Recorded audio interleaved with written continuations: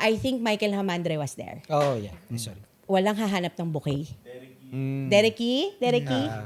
Walang hahanap ng bouquet para walang magkikreate ng panic. Kasi ikaw yung lead. Yes. What do we do? Ah. Someone has to tell everyone what to do. Correct.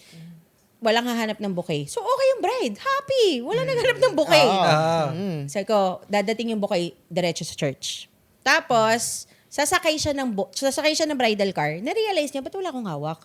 Di ba, usually, di ba? May ganun, "Ba't wala akong hawak?" Tapos sabi niya dun sa coord, I forgot ko sino yung coord ko. Ma'am, nasan po yung bouquet ko? Sabi ng coord, nonchalantly, sa church na bibigay sa'yo.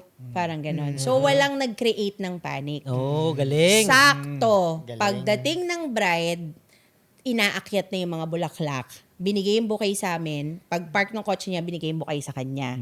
Tapos, the priest was late then, mga 15 minutes. So, sakto, na parang akala lang nila, wala pa yung priest, kaya nagsiset up. Eh, kung may nag-freak out, di ba sinabi ko sa'yo, hindi ka na mapasa ng kontrata mo. Magiging solusyon ba yon sa problema mo? Hindi. Wala eh. Plus, Papanik hindi lang naman ganon si supplier. Yes. Kung ganon lagi si supplier, yari ka sa akin. Booking pa lang, X ka na.